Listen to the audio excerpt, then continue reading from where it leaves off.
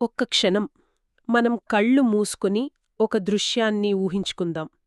ఒక పనివాడు, బహుశా ఒక కమ్మరి కావచ్చు, పూర్తి ఏకాగ్రతతో నిప్పుల కొలిమి ముందు కూర్చున్నాడు. అతని చేతిలో వంకరగా ఉన్న ఒక కర్ర, దాన్ని ఆ నిప్పు సెగల మీద జాగ్రత్తగా వేడిచేస్తున్నాడు. అది మెత్తబడ్డాక తన కళ్లతో దాని వంపును అంచనా వేస్తూ చేతుల్తో నెమ్మదిగా, ఖచ్చితమైన ఒత్తిడితో దాన్ని సరిచేస్తున్నాడు. మళ్లీ వేడి చేయడం, మళ్లీ సరిచేయడం. ఈ ప్రక్రియలో ఆ వంకర కర్ర కాస్త సూటిగా, పదునుగా ఉండే బాణంగా మారుతోంది. ఈ చిత్రం చూడ్డానికి చాలా సింపుల్గా ఉన్నా దీనిలో ఏదో శక్తి ఉంది గదా. ఇది కేవలం ఒక వస్తువును తయారు చేయడం గురించి కాదు, మన గురించి, మన మనసుల గురించి, మన జీవితంలో ఉండే వంకరలను సరిచేసుకోవడం గురించి చెప్తున్నట్టనిపిస్తుంది. ఈరోజు మనం సరిగ్గా ఇలాంటి ఒక శక్తివంతమైన కథను లోతుగా పరిశీలించబోతున్నాం. ఇది బౌద్ధ సాహిత్యం నుండి వచ్చిన హారితత్యేర గాథ. మనకందిన సోర్సెస్లో ఈ గాథ, దాని వెనక ఉన్న కథ ఉన్నాయి. ఇందులో ప్రేమ, తీవ్రమైన నష్టం, ఆధ్యాత్మిక సంఘర్షణ, చివరకు ఒక మామూలు దృశ్యం ద్వారా కలిగే జ్ఞానోదయం అన్నీ ఉన్నాయి. ఈ కథను, దానిలోని లోతైన అర్థాన్ని మనం కలిసి అన్వేషిద్దాం. అవును, ఇక్కడ మన ఉద్దేశ్యం కేవలం ఒక పద్యం యొక్క అర్థం చెప్పడం కాదు, ఆ పద్యానికి ప్రాణం పోసిన ఆ వ్యక్తి యొక్క మానసిక ప్రయాణాన్ని అర్థం చేసుకోవడం. తీవ్రమైన దుఃఖంలో ఉన్న ఒక వ్యక్తి ఒక సాధారణ చేతివృత్తి నిపుణుణ్ణి చూసి తన జీవితానికి అతిపెద్ద పాఠాన్ని ఎలా నేర్చుకున్నాడు అనేది ఇక్కడ ముఖ్యం. ఇది రూపకాలంకారం, అంటే అనాలజీ యొక్క శక్తిని, మన చుట్టూ ఉన్న ప్రపంచాన్ని గమనించడం ద్వారా మన అంతర్గత సమస్యలకు సమాధానాలు ఎలా దొరుకుతాయో చూపిస్తుంది. ఈ కథలో మనందరికీ కనెక్ట్ అయ్యే ఒక లోతైన మానవ అనుభవం దాగి ఉంది. అయితే అసలు ఈ కథలోకి వెళ్లే ముందు ఈ హారిత ఎవరు? సన్యాసి కాకముందు ఆయన జీవితం ఎలా ఉండేది? కథను అక్కడ్నించే మొదలుపెడదాం. తప్పకుండా. సోర్సెస్ ప్రకారం హారిత శ్రావస్తీ నగరంలోని ఒక సంపన్న బ్రాహ్మణ కుటుంబంలో పుట్టాడు. అంటే అతనికి ఎలాంటి లోటు లేదు. అతనికి ఒక అందమైన భార్య ఉండేది. ఆమెను ప్రాణం కన్నా ఎక్కువగా ప్రేమించేవాడు.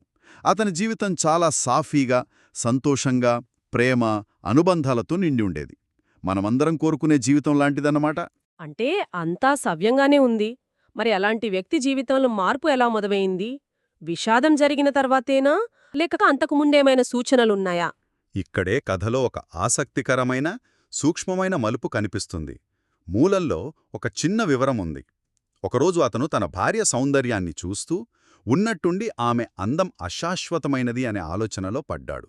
ఓ, అంటే ఈ అందం ఎప్పటికీ ఇలాగే ఉండదు, కాలంతో పాటిది కూడా మారిపోతుంది అనే సత్యాన్ని గ్రహించాడు. ఇది బౌద్ధధర్మంలోని అనిత్యత అనే ముఖ్యమైన భావన. ఏదీ శాశ్వతం కాదు అనే సత్యం. ఇది విషాదం జరగకముందే అతని ఆలోచనా ధోరణిలో వచ్చిన ఒక చిన్న మార్పు. అంటే బహుశా అతని మనసు అప్పటికే లోతైన ప్రశ్నలను వెతకడం మొదలుపెట్టింది అన్నమాట. కరెక్ట్. పైకి అంతా బావున్నా లోపల ఏదో వెలితి మొదలైంది. ఆ తర్వాత అసలు విషాదం జరిగింది కదా. అవును, అతను ఊహించని విధంగా అతని భార్య పాముకాటుతో హఠాత్తుగా మరణించింది. ఆ దెబ్బకు అతను పూర్తిగా కుంగిపోయాడు. అతని ప్రపంచం తల క్రిందులయింది. సోర్సెస్లో చెప్పినట్టు ఆ దుఃఖం, ఆ వేదన అతని పిచ్చివాణ్ణి చేశాయి. ఈ తీవ్రమైన బాధే అతన్ని బుద్ధుని దగ్గరకు నడిపించింది. దుఃఖం మనిషిని పూర్తిగా మార్చేస్తుంది అంటారు. కొందర్ని నాశనం చేస్తే మరికొందరికి కొత్త దారి చూపిస్తుంది. హారిత విషయంలో రెండోది జరిగిందన్నమాట. ఖచ్చితంగా. దుఃఖం ఒక శక్తివంతమైన చోదక శక్తి. హారిత విషయంలో అది అతన్ని ఒక లోతైన సత్యాన్ని వెతకడానికి ప్రేరేపించింది. బుద్ధుడతన్ని ఓదార్చడమంటే కేవలం ఏడవకు, అంత మంచి జరుగుతుంది అని చెప్పడం కాదు. బుద్ధుడతని బాధను అర్థం చేసుకుని ఆ బాధకు మూల కారణాన్ని, దాన్ని అధిగమించే మార్గాన్ని చూపించాడు. ఆ విధంగా ఆ దుఃఖంలోంచే హారిత సన్యాసం స్వీకరించడానికి ప్రేరణ పొందాడు. అయితే సన్యాసం తీసుకున్న వెంటనే అన్నీ చక్కబడ్డాయా? అతని మనశ్శాంతి అతనికి తిరిగి దొరికిందా? సాధారణంగా కథల్లో అలానే జరుగుతుంది. లేదు, ఇక్కడే ఈ కథ చాలా వాస్తవికంగా ఉంటుంది. సన్యాసిగా మారడం వెంటనే అతని సమస్యను పరిష్కరించలేదు. సోర్సులో చాలా స్పష్టంగా కొంతకాలం అతను ఏకాగ్రత సాధించలేకపోయాడు అని ఉంది. ఓ, అతని మనసు ఇంకా గతం తాలూకు గాయాలతో, జ్ఞాపకాలతో అల్లకల్లోలంగా ఉంది. హారిత మనస్సు ఆమె చుట్టూ విహరిస్తూ ఉండేది అని కూడా చెప్పారు. అంటే కాషాయ వస్త్రాలు ధరించినా అతని మనస్సు ఇంకా తన భార్య జ్ఞాపకాలలోనే చిక్కుకుపోయింది. సరిగ్గా. ఇది చాలా నిజం. ఒక పెద్ద గాయం నుంచి కోలుకోవడానికి సమయం పడుతుంది, అది ఏ మార్గంలో ఉన్నా సరే. అంటే ఆధ్యాత్మిక మార్గం కూడా ఒక రకమైన సంఘర్షణతోనే కూడి ఉంటుందన్నమాట. ఇది చాలా ముఖ్యమైన విషయం. ఆధ్యాత్మికత అంటే స్విచ్ వేసినట్టు అన్నీ మారిపోవడం కాదు. అది ఒక అభ్యాసం, ఒక ప్రక్రియ. అందులో సంఘర్షణ తప్పనిసరి. మనం ఏదైనా సాధన మొదలుపెట్టినప్పుడు మనసు వెంటనే మన మాట వినదు. అది పాత అలవాట్ల వైపే లాగుతుంది. హారిత అనుభవం కూడా అదే. అతని గతానుబంధాలు, అతని ప్రేమ, అతని దుఃఖం ఇవన్నీ అతని ఏకాగ్రతకు, ధ్యానానికి పెద్ద అడ్డంకులుగా నిలిచాయి. అతను ఒక రకంగా చెప్పాలంటే తన మనస్సుతోనే ఒక యుద్ధం చేస్తున్నాడు.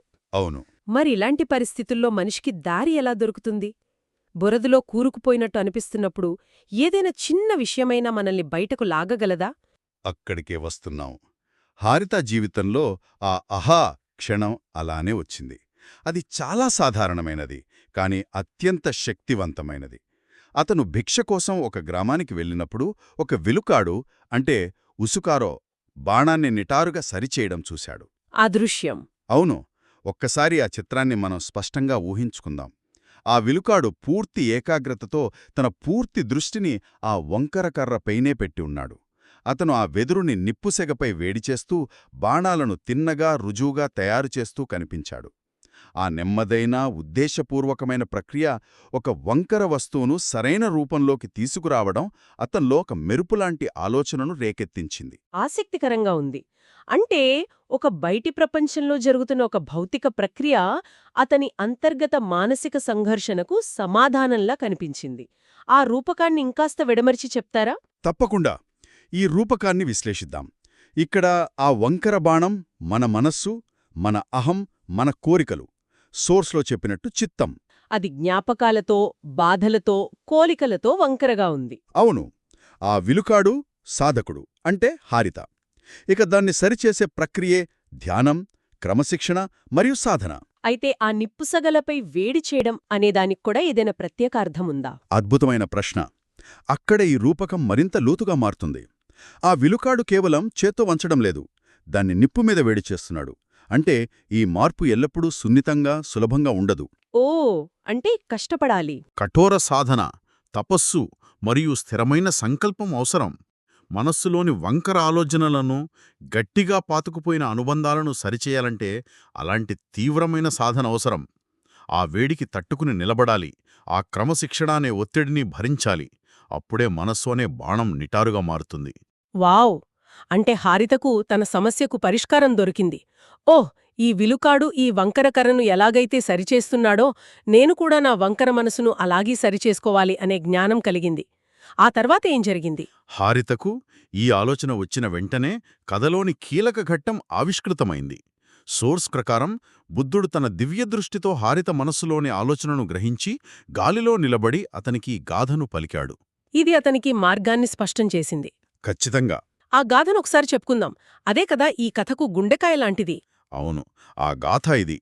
సుమున్నమయమత్తానం ఉసికారోవచేజనం చిత్తముజుంకరిత్వాన అవిద్యం భిందహారిత. తెలుగులో దీని భావం: విలుకాడు బాణాన్ని తిన్నగా చేయునట్లు నిన్ను నువ్వు తిన్నగా చేసుకో, చిత్తాన్ని తిన్నడి మార్గంలో పెట్టుకొని అవిద్యను ఛేదించు, ఓ హారిత.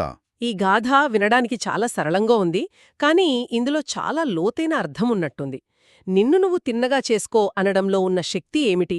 మొదటి భాగం సమున్నమయ మత్తానం ఉసుకారవ తేజనం. ఇది ఒక ప్రత్యక్ష ఆదేశం. సమున్నమయ అంటే నిటారుగా చెయ్యి అని. ఇది ఒక చురుకైన ప్రక్రియ. మనసు దానంతటదే సరిగా ఉండదు. సరిగ్గా. దాన్ని మనం చొరవ తీసుకుని ప్రయత్నపూర్వకంగా సరిచేసుకోవాలి. బాధ్యత పూర్తిగా మనదే. బయటి ప్రపంచంలోని ఒక క్రియను అంతర్గత సాధనకు రూపకంగా వాడుకోవడం ఇక్కడ అద్భుతం. ఇక రెండవది చిత్తం ఉజుంకరిత్వాన, అంటే మనసును నిటారుగా చేసిన తరువాత. అంటే పని అంతా మనసుపైనే జరగాలి. అవును. మన దృష్టి పూర్తిగా అంతర్గతంగా ఉండాలి. మన ఆలోచనలను, భావోద్వేగాలను, అనుబంధాలను గమనించి వాటిని సరైన మార్గంలో పెట్టాలి. ఇది మొదటి అడుగు. ఇక చివరిది అవిద్యం భిందహారిత. అంటే పగలగొట్టు, నాశనం చెయ్యి అని. మనస్సును సరిచేయడం అనేది ఒక పద్ధతైతే, అజ్ఞానాన్ని అంటే అవిద్యను నాశనం చేయడం దాని లక్ష్యం, దాని ఫలితం. ఈ అవిద్య అంటే అవిద్య అంటే వాస్తవాన్ని యథాతథంగా చూడలేకపోవడం, అనిత్యమైన వాటిని శాశ్వతం అనుకోవడం, దుఃఖానికి అసలు కారణాలను గ్రహించలేకపోవడం. హారిత తన భార్య అందం, ప్రేమ శాశ్వతమనుకున్నాడు. అది అవిద్య. ఆ అవిద్య అనే చీకటిని ఛేదించినప్పుడే జ్ఞానోదయం అంటే అర్హత పదం లభిస్తుంది. సోస్ ప్రకారం బుద్ధుని నోటి నుండి ఈ మాటలు వెలువడిన వెంటనే హారిత అర్హత పదాన్ని హాదించాడు. అంటే జ్ఞానోదయం పొందాడు. ఇది నమ్మశక్యంగా లేదు. అతని స్వంత అంతర్దృష్టి, అతను చూసిన దృశ్యం మరియు బుద్ధుని సమయోచితమైన మాటల కలయిక, ఈ మూడు కలిసి అతనికా ఉన్నత స్థితిని కలిగించాయన్మాట. అవును, అది ఒక సరైన సమయంలో సరైన మనస్థితిలో ఉన్న వ్యక్తికి సరైన మార్గదర్శకత్వం దొరికిన క్షణం. అన్నీ ఒక్కసారిగా కలిసొచ్చాయి. అయితే మనకు అందిన పాఠంలో ఇంకొక చిన్న వివరముంది. ఇది కథకు మరింత లోతునిస్తుంది. 31 కల్పాల క్రితం హారిత ఒక మంచి పని చేశాడని, అతను సుమన అనే ఒక ప్రత్యేక బుద్ధునికి కుటజ పువ్వులను సమర్పించాడని ఉంది. దీని ప్రాముఖ్యత ఏమిటి? ఇది కథకు ఎలా సంబంధించింది? ఇది బౌద్ధ ఆలోచనలోని కర్మ మరియు పునర్జన్మ భావనలకు సంబంధించింది. దీన్ని 2 రకాలుగా చూడవచ్చు.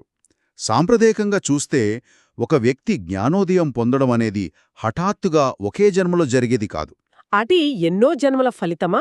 అవును, అది ఎన్నో జన్మలపాటు చేసుకున్న మంచి పనుల ఫలితంగా పెంపొందించబడిన పరిపక్వత వల్ల సాధ్యమవుతుంది. ఆ జన్మలో అతను చేసిన ఆ చిన్న మంచి పని ఈ తుది విజయం కోసం అవసరమైన పుణ్యాన్ని, పరిస్థితులను సృష్టించింది. కాబట్టి హారిత జ్ఞానోదయం ఒక యాదృచ్ఛిక సంఘటన కాదు. అది జన్మజన్మాంతర ప్రయాణం యొక్క పరాకాష్ఠ. మరి రెండో కోణమేమిటి? పునర్జన్మ అనే భావనతో కనెక్ట్ కాలేని వారికి దీన్ని ఎలా అర్థం చేసుకోవచ్చు? మంచి ప్రశ్న. పునర్జన్మను పక్కన పెట్టే దీనిని ఒక రూపకంగా కూడా చూడవచ్చు. ఆ పూర్వజన్మ సుకృతం అనేది ఒక వ్యక్తి యొక్క సహజమైన స్వభావానికి, అతనిలో అంతర్లీనంగా ఉన్న మంచికి ప్రతీకగా భావించవచ్చు. అంటే హారితలో ఆ జ్ఞానాన్ని గ్రహించే సామర్థ్యం, ఆ సున్నితత్వం అప్పటికే ఉన్నాయి. సరిగ్గా. అవి నిద్రాణంగా ఉన్నాయి. అతని భార్య మరణమనే విషాదం ఆ సామర్థ్యాన్ని తట్టిలేపింది. కాబట్టి ఆ మంచి పని అనేది అతనిలో అంతర్లీనంగా ఉన్న జ్ఞాన సంపదకు ప్రతీకనమాట. ఈ మొత్తం కథను విన్న తర్వాత అన్ని ముక్కలను కలిపి చూస్తే మనమొక వ్యక్తి యొక్క ప్రగాఢమైన ప్రేమ, తీవ్రమైన నష్టంతో ప్రారంభించాం. అతని అంతర్గత సంఘర్షణను చూశాం. చివరకు ఒక సాధారణ చేతివృత్తి నిపుణుడు నుండి అతను ప్రేరణ పొందిన క్షణానికి మనం సాక్ష్యంగా నిల్చాం. ఆ మొత్తం ప్రయాణాన్ని ఆ ఒక్క గాథ ఎంత అద్భుతంగా సంగ్రహించిందో కదా. అవును, ఇక్కడ మనందరం నేర్చుకోవాల్సిన ముఖ్యమైన విషయం ఒకటుంది. మన అంతర్గత గందరగోళానికి, మానసిక సమస్యలకు పరిష్కారం తరచుగా మన బయటి ప్రపంచంలో ఒక భౌతిక ప్రక్రియను గమనించడంలో దొరుకుతుంది. అంటే హారితను ఎవరూ ఇంకా గట్టిగా ధ్యానం చెయ్యి అని చెప్పలేదు. అతనొక వస్తువును సరిచేయడాన్ని చూశాడు. అది తన మనసును సరిచేసుకోవడానికి ఒక బ్లూ ప్రింట్లా పనిచేసింది. అంటే మీరు చెప్పేది కేవలం మైండ్ఫుల్నెస్ గురించి కాదు, అంతకంటే లోతైన సూత్రం ఇక్కడ పనిచేస్తోందని అంటున్నారా? ఖచ్చితంగా. పాఠం ఇదే. మన తలలోనే ఇరుక్కుపోయి ఆలోచనలతో సతమతమవుతున్నప్పుడు బయటకు వచ్చి వాస్తవ ప్రపంచంలో ఏదైనా ఒక వస్తువు తయారవడాన్ని లేదా బాగు చేయబడటాన్ని గమనించాలి. ఉదాహరణకు, ఒక వంటవాడు ఏకాగ్రతతో కత్తికి పదును పెట్టడం, ఒక తోటమాలి ఎంతో శ్రద్ధతో మొక్కలను కత్తిరించి వాటికి కొత్త రూపాన్నివ్వడం, ఒక ప్రోగ్రామర్ ఓపికగా కోడ్లోని తప్పులను సరిదిద్దడం. ఈ పనులన్నీ మనకు తెలియకుండానే మన మెదడుకు ఒక దారిని చూపిస్తాయి. ఓ నిజమే. ఒక సంక్లిష్టమైన సమస్యను ఎలా విడదీయాలో, వంకరగా ఉన్నదాన్ని ఎలా సరిచెయ్యాలో, క్రమశిక్షణతో ఒక పనిని ఎలా పూర్తి చేయాలో నేర్పిస్తాయి. సమాధానం మనలోనే కాదు, మన చుట్టూ ఉన్న ప్రపంచంలో కూడా ఉంది. ఇదే అద్భుతమైన ఆలోచన. మనస్సును నిటారుగా చేయడం గురించి ఈ కథ మొత్తం చెబుతోంది. కానీ నాకు ఆలోచనొస్తుంది. నిటారుగా చేసిన బాణానికి ఒక లక్ష్యం ఉంటుంది. అది గురిని ఛేదించాలి. ఊరికే నిటారుగా చేసి పక్కన పెట్టడానికి కాదు కదా. మరి అలా నిటారుగా, క్రమశిక్షణతో, ఏకాగ్రతతో మార్చుకున్న మనస్సు యొక్క లక్ష్యమేమిటి? అద్భుతమైన ప్రశ్నతో ముగించారు. అవిద్యను ఛేదించడం అని ఆ గాథ చెబుతుంది. అది నిజమే. కాని అది సాధించిన తరువాత, అవును, ఆ తర్వాతేంటి? జ్ఞానోదయం పొందిన తర్వాత ఒక వ్యక్తి రోజువారీ జీవితంలో ఆ లక్ష్య సాధన నిజంగా ఎలా కనిపిస్తుంది? ఆ నిటారైన మనస్సు ప్రపంచంతో ఎలా వ్యవహరిస్తుంది? బహుశా ఆ లక్ష్యం కేవలం తన కోసం శాంతిని పొందడం కాకపోవచ్చు. అంటే ఆ నిటారైన మనస్సుతో, స్పష్టమైన దృష్టితో ఇతరుల దుఃఖాన్ని అర్థం చేసుకోవడం, కరుణతో స్పందించడం, ప్రతి చర్యలోనూ వివేకంతో మెలగడం, బహుశా అదే అసలైన గురి కావచ్చు. ఆ బాణం తన కోసం కాదు, లోకం కోసం పనిచేయడం మొదలుపెడుతుందేమో. ఇది మనం ఆలోచించాల్సిన విషయం.